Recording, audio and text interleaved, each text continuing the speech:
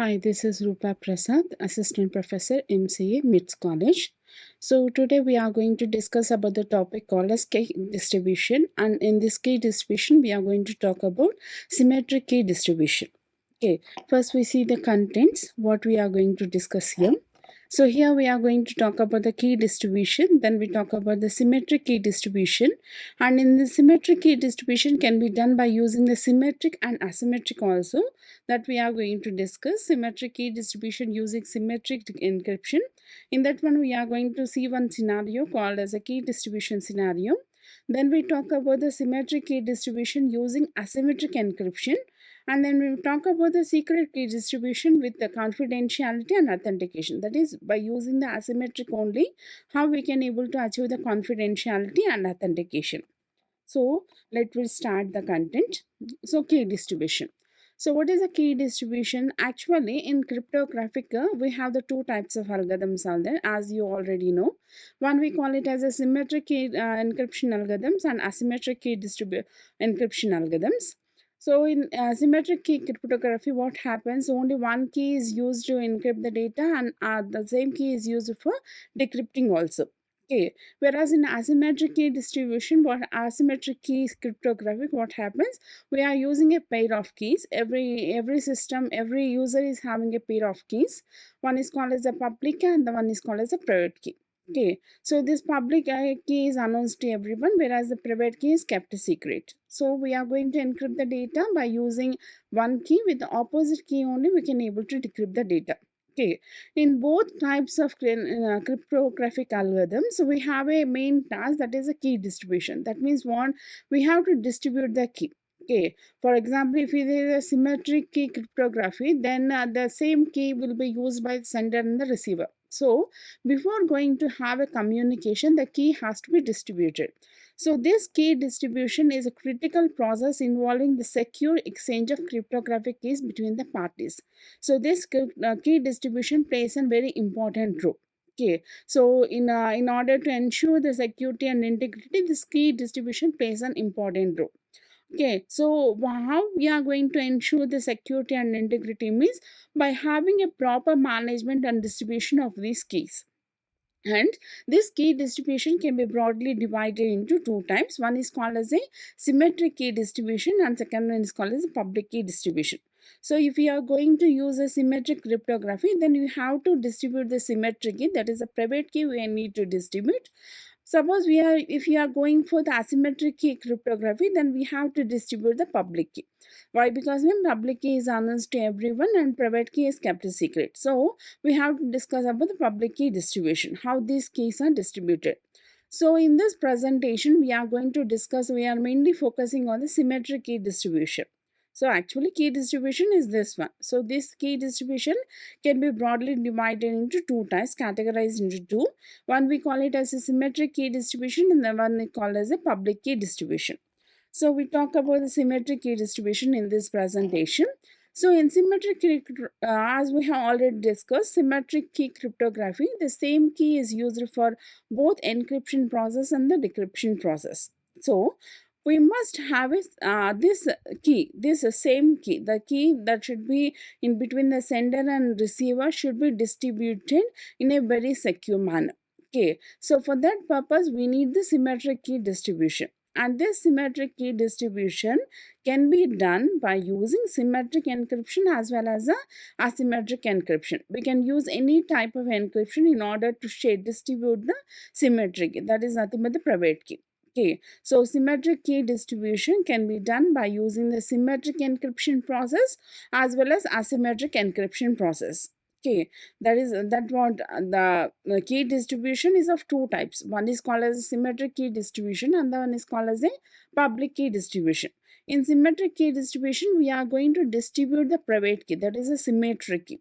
When we are going for the symmetric key cryptography, there is a need to distribute the secret, that is a private key, that is called as symmetric key.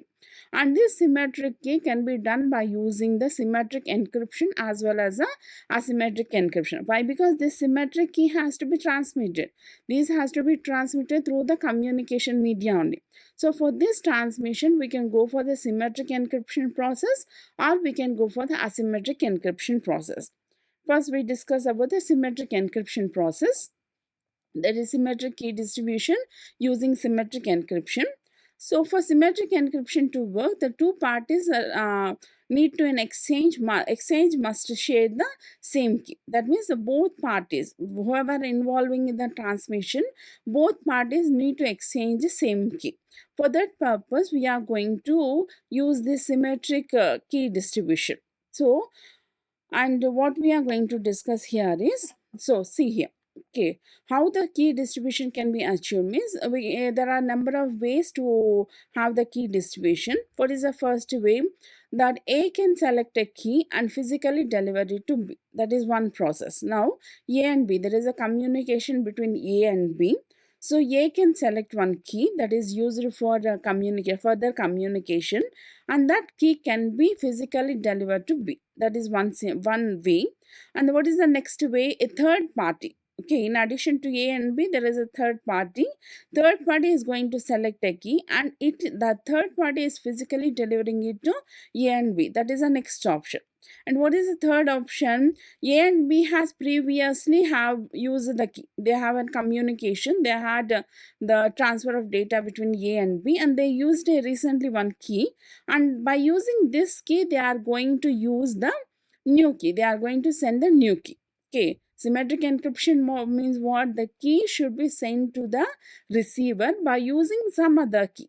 Okay. So by using the old key, A can send the new key to B. That is one option. Another option is A and B each has an encrypted connection with third party C. C can deliver a key on the encrypted links to A and B. That is the fourth option. Okay, so what is the first option? A is sender is going to select one key, and that is going to deliver to B physically. And what is the second option? A third party can select a key, and that key can be delivered to A and B, both communicating party, that is sender and the receiver. And one more option is A and B has a previous conversation.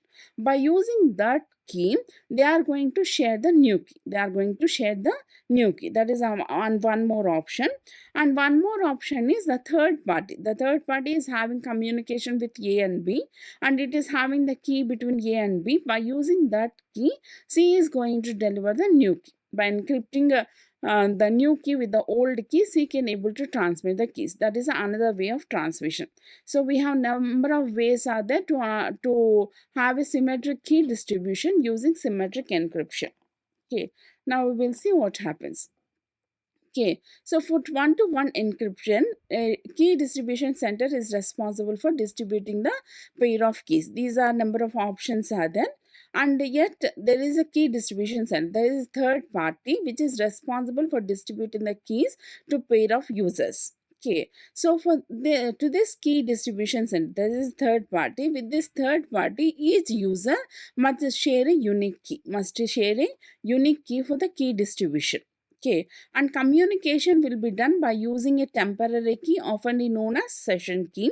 And the session key is used to a duration of logical connections such as frame relay connection or transport connection, and then discarded. Okay, we will discuss with the help of a diagram so you can easily understand. So see here. Okay, how the key will be distributed. Okay, now A wants to communicate with B. A wants to communicate with B, and we are going for the fourth option, that is that there is a third party that we call it as a KDC, and this KDC is going to distribute the key of the key that is used for transfer encryption between A and B to A and B. It is going to distribute. How it is going to distribute means this A must have a key with KDC, and B must also have a key with KDC.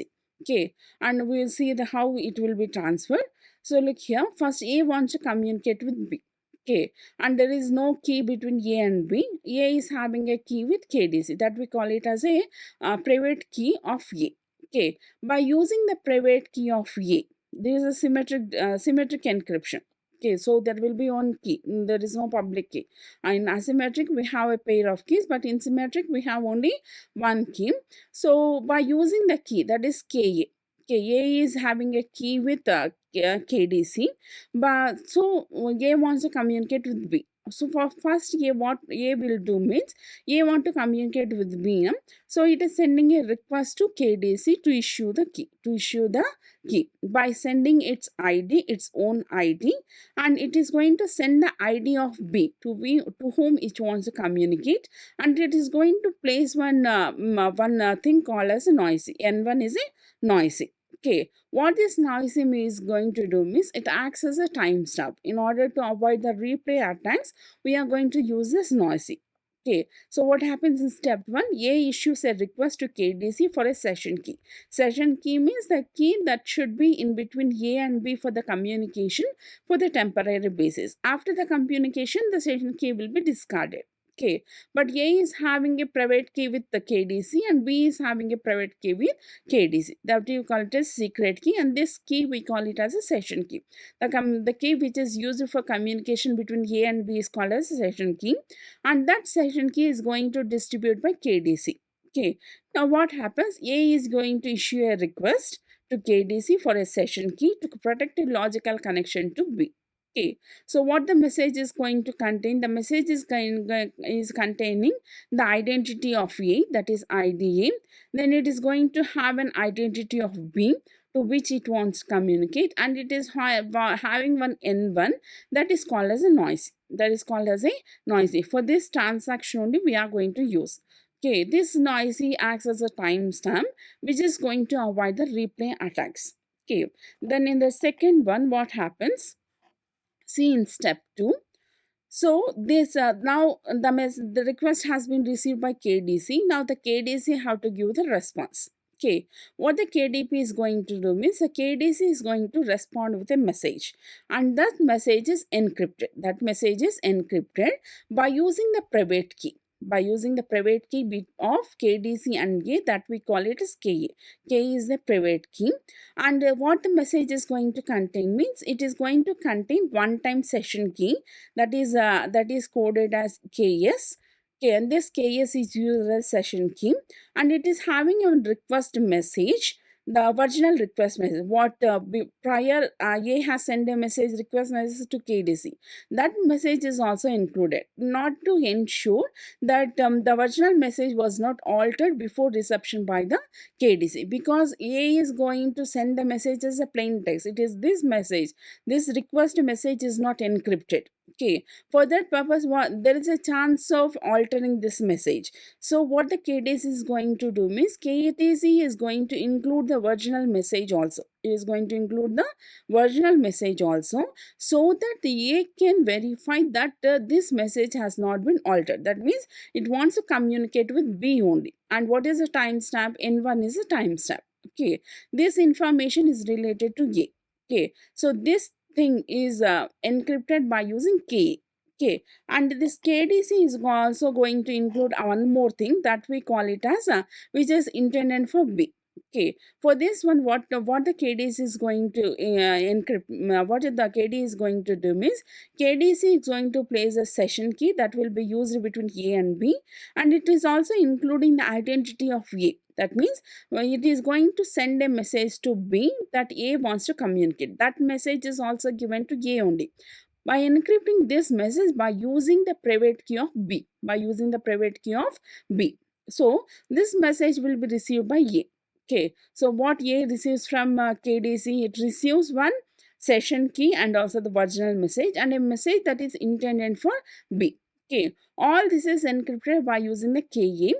So KA can decrypt the message and he can view the message. It can view the message, and this message it cannot open. Why? Because it is encrypted by using the private key of B.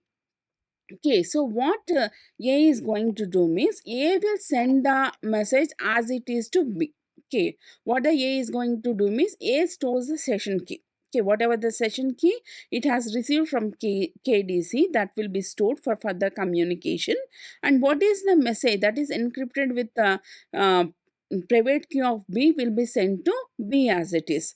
So this message can be opened by B only. So there is no problem of eavesdropping. So that message will be sent to B. Okay, so what the B is going to do means B is going to open the message. Okay, on the fourth step, what happens? B is going to open the message and it will find the KS is a session key that is going to have between A and B.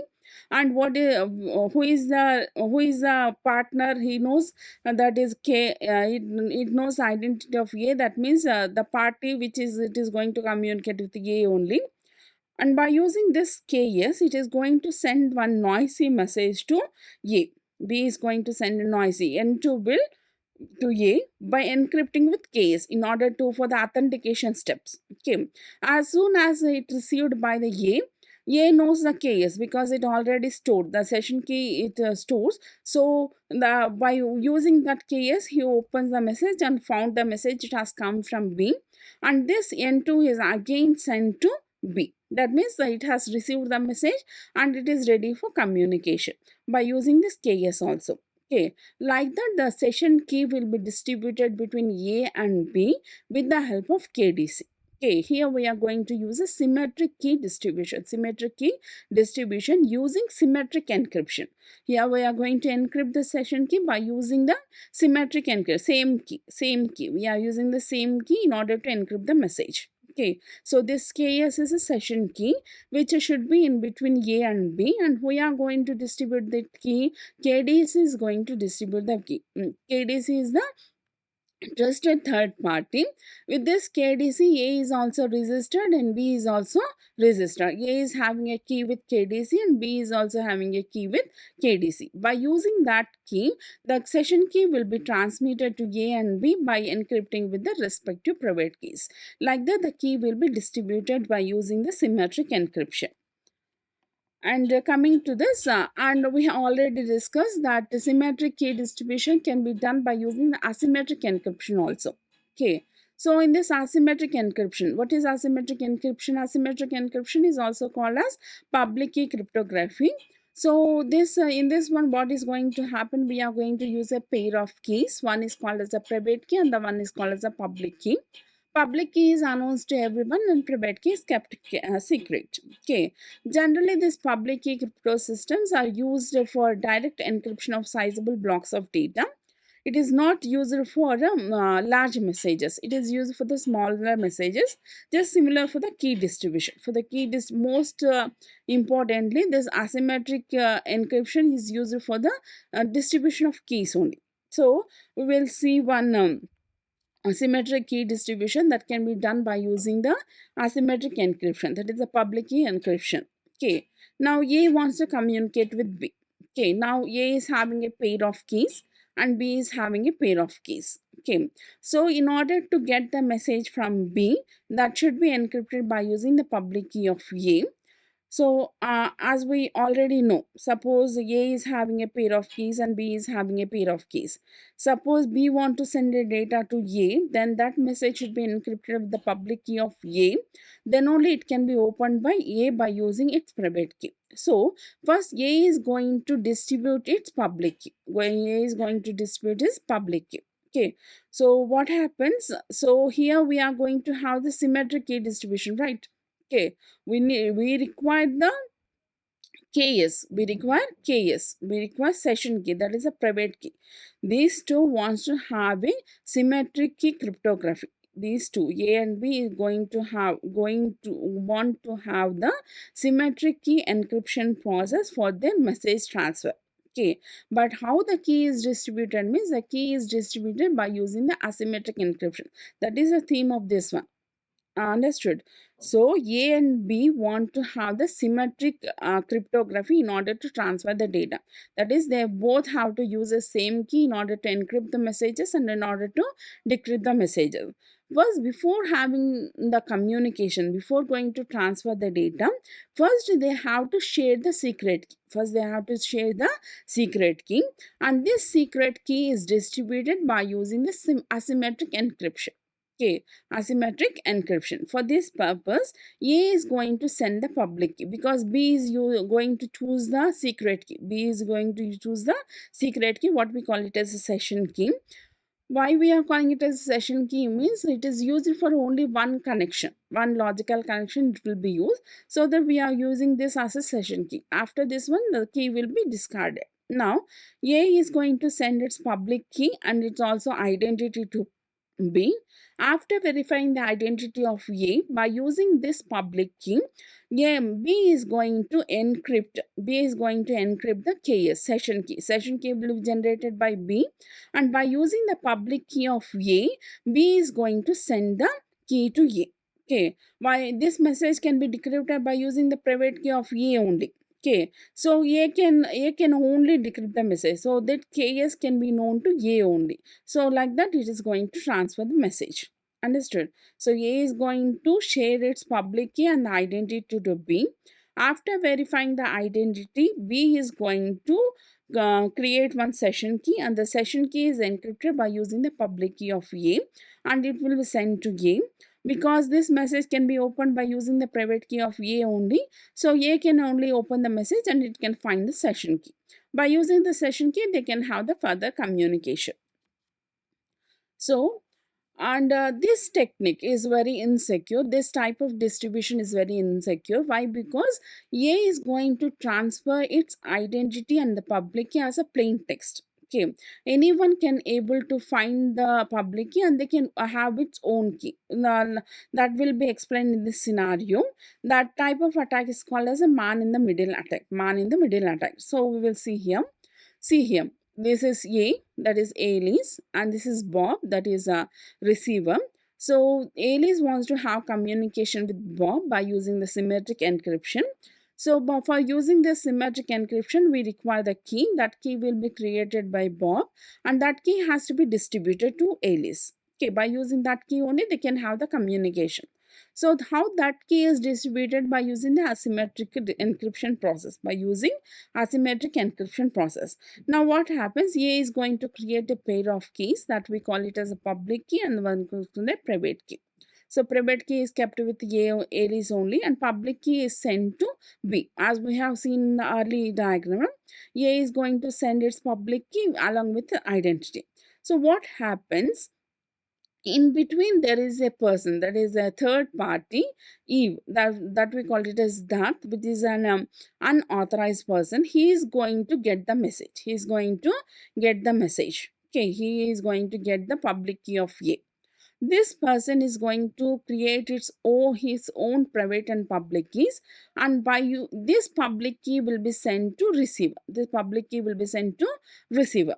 Okay, so what the receiver assumes that it is a key comes from the authorized user, and by using this key, it is going to encrypt the identity will be sent. Identity of A is only sent. Identity of A is only sent. So what Bob is going to think means this PUD, which is actually the public key of that, is the public key of Alice. He assumes that it is the public key of Alice.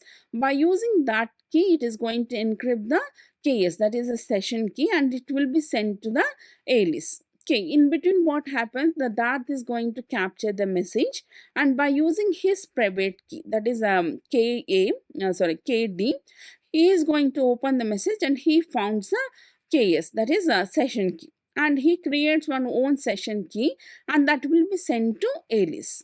Okay, so Alice is going to open the session message and he's going to find KS, which is a duplicate key or it is a virtual key, and Alice is going to send the message to Bob. Bob is going to review the message and another message will be sent to A.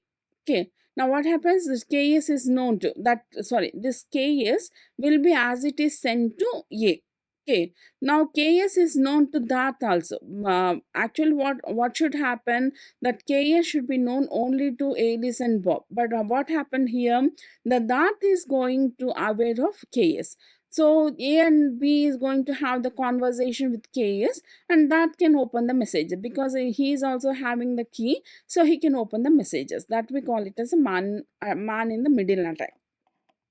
Why all this happening means because at first, the Alice is going to send its public key by using as a plain text. He is not going to encrypt the public key.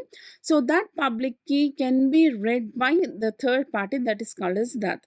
So see, D is a that. D intercepts the message, creates its own public and private key pair and transmits to B.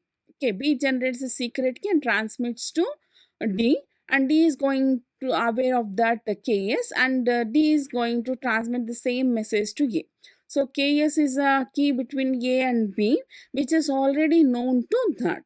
Okay, so he can able to read all the messages. So what is the main problem here? The main problem is A has sent its public key without encryption. That is, you as a plain text only, A has transmitted its public key. That is a main issue for the man in the middle attack. So for this purpose, we can include the confidentiality and authentication also while using the public key cryptography, while using the asymmetric key encryption. So here what happens? A uses B's public key to encrypt the message to B containing the identifier of A and a noisy message called as N1. So here, look in this diagram, we can explain this one. So A is an initiator and B is a responder.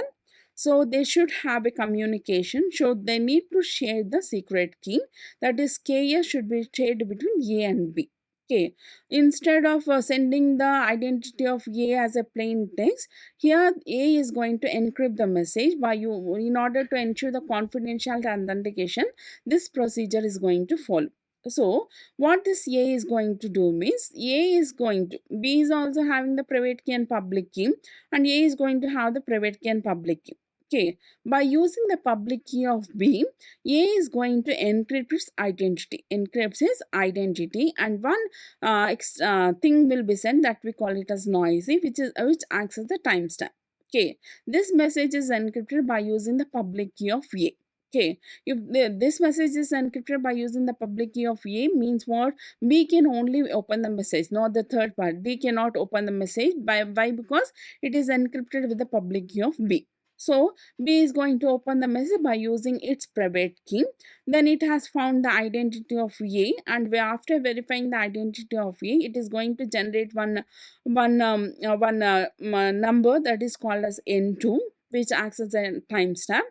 Along with N2, it is also sending N1.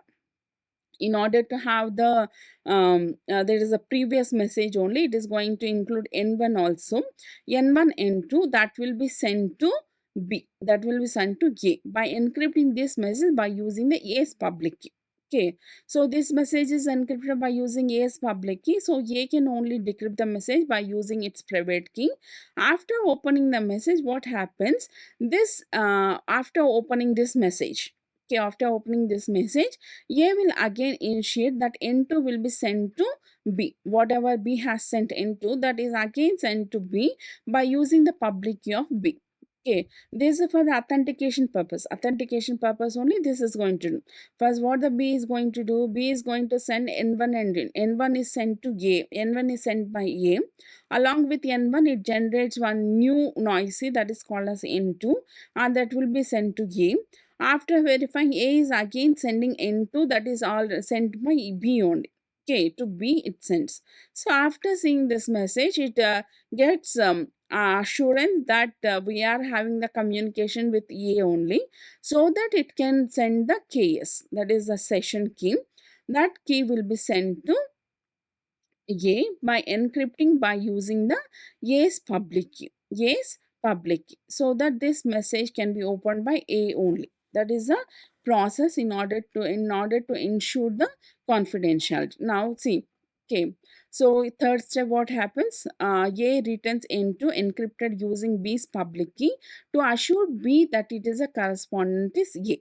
Okay, A selects a secret key called as KS and sends KS. A is going to send the KS to B by encrypting the message with public key of B, public key of B. And this KS is again encrypted with private key of A, private key of A, in order to have the authentication, in order to have the authentication. So if you encrypt the message with A private key, so this message, this inner part will be opened by using the public key of A only. That means what? The message has sent from A only. For that purpose, it is going to, this is for authentication. This portion is for authentication, and this portion is for confidentiality. In order to have this, so for confidentiality means what? No one can be able to see the message. So this message, this particular message is encrypted by using the public key of B.